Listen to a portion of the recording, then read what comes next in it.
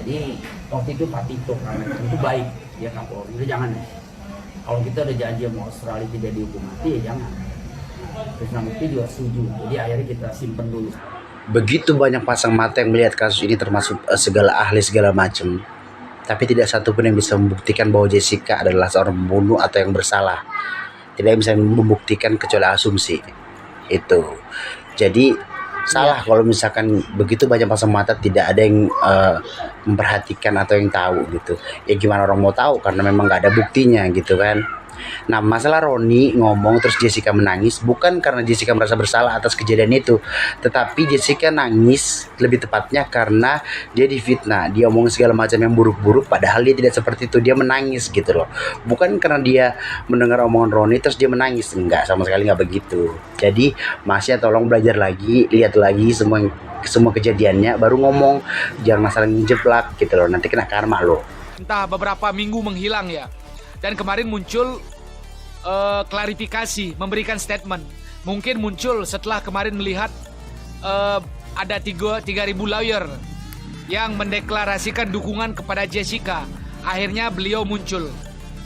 Nah, pernyataan beliau kemarin akan saya tanggapi ya dalam opini saya.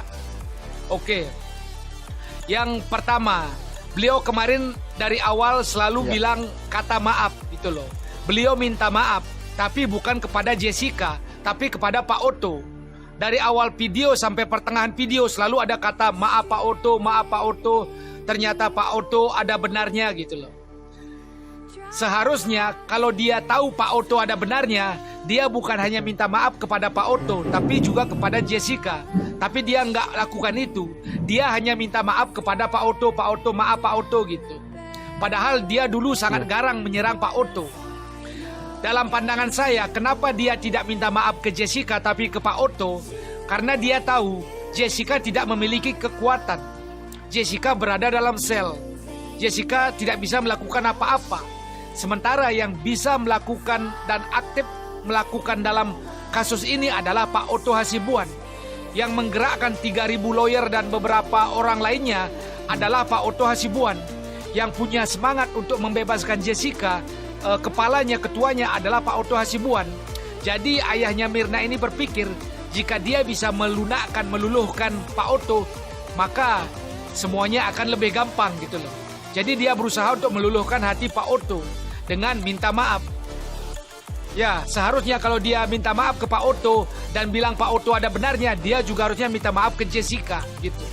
Jadi dia lakukan untuk meluluhkan hatinya Pak Otto. Siapa tahu mau turun gitu loh. Ya, karena Pak Otto adalah kepala atau ketua dari semua hal ini. Nah, yang kedua, kemarin dia ingin terakhir klarifikasi. Karena katanya dia ingin keluar klarifikasi. Habis itu dia nggak mau lagi keluar atau menunjukkan dirinya di media, baik media televisi maupun media podcast ya. Jadi kayak kemarin dia percaya diri ingin klarifikasi gitu loh, menjelaskan banyak hal. Namun sayangnya fatalnya dia keceplosan lagi. Apa yang membuat keceplosan? Yang fatal dalam pandangan saya adalah dia bilang, kalau tidak salah katanya Pak Krisnamurti ketemu dengan bos TikTok untuk bagaimana men-take down konten-konten ini gitu loh. Keceplosan lagi dia. Itu fatal itu. Dia menyebut nama langsung. Jadi maunya dia klarifikasi dengan benar, malah keceplosan lagi dia. Dapat bahan lagi netizen dan Pak Otto ini. Itu. Dan poin yang ketiga, dia sekarang lemah gitu loh. Dalam keadaan lemah.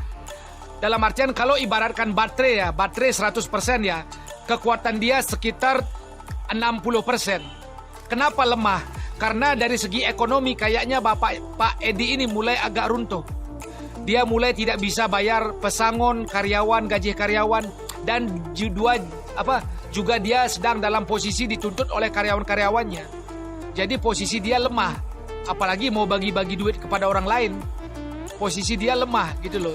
Jadi ini ibarat dia benar-benar posisinya serba susah sekarang gitu loh. Iya. Dan yang keempat, lucunya bagi saya dia bilang tidak mau menunjukkan bukti karena katanya takut Jessica dihukum mati, tidak mau Jessica dihukum mati. Padahal dia selalu bilang benci sekali dengan Jessica. Tapi sekarang malah tidak mau menunjukkan bukti, katanya takut Jessica dihukum mati.